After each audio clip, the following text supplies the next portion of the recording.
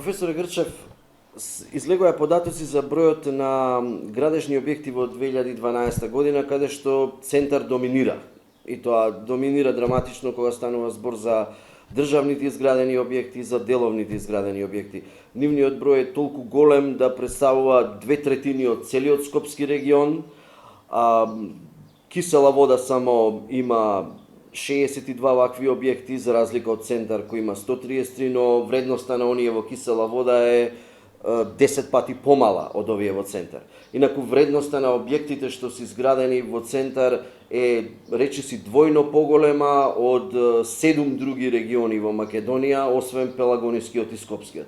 Значи станува збор за голема градежна експанзија, за голем број на деловни и државни објекти изградени во центар изминатата година. Кажете ни што мислите за ова? Бројките од овие статистички податоци треба да знаат да се читаат.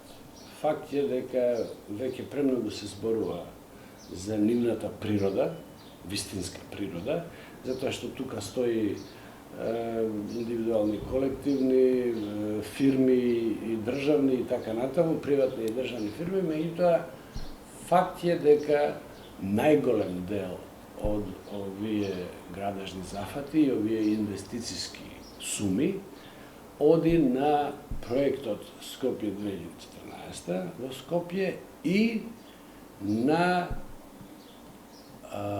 деловните, комерцијалните инвестиции кои што се водени од истиот центар, од државниот.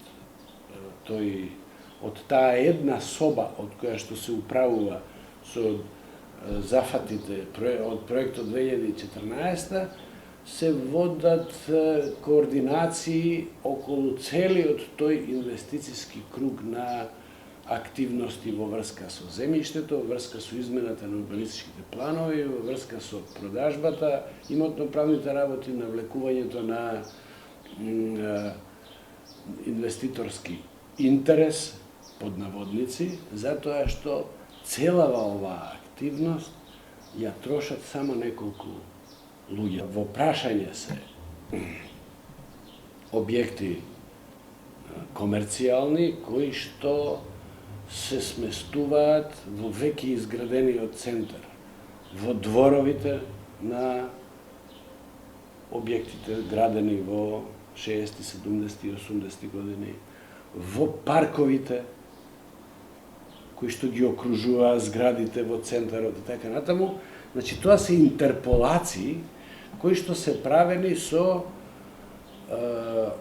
практично, јас употребувам лесни зборови, злосторничко урбанистичко злоупотребување на јавните простори и на центарот на градот. Општината Центар смени огромна низа на детални урбанистички планови во минатите 4-5-6 години, исклучително водени од овој интерес.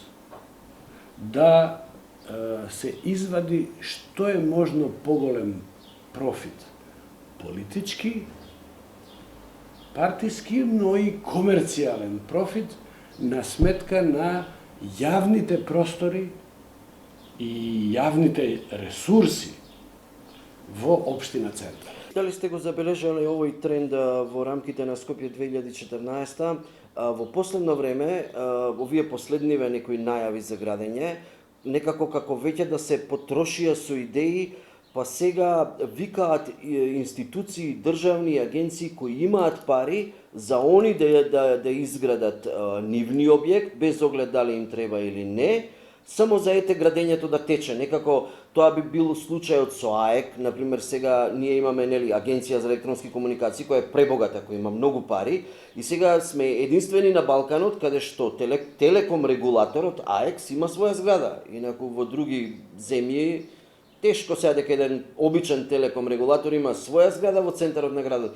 Исто некако и Народната банка како да се тера да изгради објект, што таа банка исто има пари, па не на оваа локација, не на таа локација. Централизацијата на просторниот развој, како просторниот развој воопшто не постои, туку централизацијата на јавната потрошувачка и нејзината практично фокусација на една површина која што е бесмислена. Сите овие пари за кои што зборите дека се најголема инвестиција во областа на градежништвото, вкупна или генерална, се во неколку хектари. Тука нема ни квадратен километар, ако ги соверете. Овде се работи за проекција на една хиперцентрализирана политичка волја. Значи, ние имаме формално, во Уставот имаме пропишана парламентарна демократија со поделба на 3 власти, нели независни, со локална власт која што е уствари четврта и која што е практично би требало да е најважна, меѓутоа не. Ние имаме една волја и една власт концентрирана практично во еден човек и таа се проектира во оној мал свет колку што тој човек гледа од својот прозор. Затоа во толку мал простор се внесени толку многу згради. Пазите, поголем дел од тие згради немаат никаква практична употреба. Ево да речеме ова што се вика Уставен суд. Зграда која што до сега чинела 40 милиони евра, а велат дека уште ќе чини, и внатре ставиле Уставен суд, археолошки музеј и уште не знам што, уште некоја голема институција за да држи, таа целата толкава чини како да треба да има 50.000 квадратни метри изграден простор, луксузно изграден, или 70.000 метри квадратни, а таа нема ни 7. Излегува податоците за растот на бруто домашниот производ во првиот квартал од годинава. И БДП во овој квартал пораснал 2,9%. Арнома најголема стапка, значи овој раст на бруто домашниот производ се темели врз растот на градежништвото.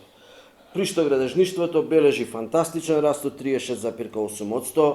Така е неколку квартали поред. Например, имаме ситуација преработувачката индустрија да паѓа, која што е 85% од вкупната индустрија, 5%, Арнома градежништвото да порасне 16% и не знам БДП да биде на 0 или да покаже минимален пат и минимален раст. Мислам, до каде може да оди овој огромен раст на градежништво кој трае? Дури премиерот вика, градежништвото не спаси нас, а уствари индустријата. Што мислите за ова? Градежништвото не бележи раст, исто како што и бруто националниот производ не бележи раст, реален. Тоа со овој така наречен мал раст, кој што на вкупниот бруто национален доход, кој се темели најмногу на растот огромен на градежништвото, практично се зацкрива, за тие бројки се зацкрива нашето фискално, монетарно, економско и вкупно пропаѓање. Гледате како иде тоа. Владата позајмува со тешки и неповолни кредити секој месец пари, за да го обезбеди буџетот. Со позајмиците тие течат во исплата на претходните позајмици. Со она што собрала од производството, од народот, македонски владата, значи она најзлатна јавна пара, таа ја вградува во неупотребливи проекти. Значи позајмена јавна пара за која што се плаќаат камати, овде излегува, се појавува во бруто национален доход како раст, затоа што проаѓа како производ. Значи градежништвото ја пријавува како производ. Еден од аргументите, еден вака кој што сум го чул од премиерот Груевски за изградба на сите овие државни објекти е дека државните институции повеќе не ќе морале да плаќаат кирија, ќе си имале своји објекти, па затоа ете морало да се гради. Имате ли некаква представа на колку деловен простори треба на државата, особено што знаеме дека поранешна НИП Нова Македонија целиот е препон со државни институции, главната зграда на МРТВ таа е од 1 до 18 спрат целата преполна со државни институции. Еве сега и ова што изградија, сега и Министерството за финансии, нова зграда. Мислам, колку деловен простори треба на државата? На вистина ли треба целиот овој деловен простор за кој што се вика дека треба да се изгради, кој што се гради? Државата сега, односно она политичка елита која што себе си се замислува дека е целата македонска држава и се потребни на еден одреден начин и се потребни државни згради за да ја оправда изградбата. Затоа што нивниот план е да се потроши За да се буџетот. покаже раст. Ме разбирате? Од една страна да се покаже раст, да се одржува, да се корумпира градежништвото кое што е многу човечко. Се знае дека градежната гранка, како и текстилната и така натаму, некои имаат голем број на вработени. Значи, тоа е еден вид на купување на социјален мир со дополнително инвестирање на потполно непотребни објекти, затоа што и тие државни се непотребни, особено ако земе во обзир дека кога ќе се изграда за скупи пари, ќе се види, е него примерот на Министерството за дворешни работи, тоа е објект кој што од проектантски аспект и како архитектура и како урбанизам, овде на првите години од факултетот, оној што би потпишал таков, би паднал и би му било кажано, ако не ги свати собствените грешки, дека е подобро да го напушти факултетот, затоа што никогаш нема да разбере за што се работи. Имате зграда која чини десетици милиони евра, а во себе има нешто малку соби, колку што би собрала практично 10 пати помала зграда. Зборувам за корисни соби за дипломатите, корисна површина за одвивањето на функциите на Министерството на дворешни работи. Значи, се работи уствари за една лажна, една презентација на активност, дека се тоа згради, дека се тоа потреби. Уствари тоа е покривање на една голема пералница на пари, на една голема нерационална потрошувачка која што е параван за државен криминал од највисок ранг.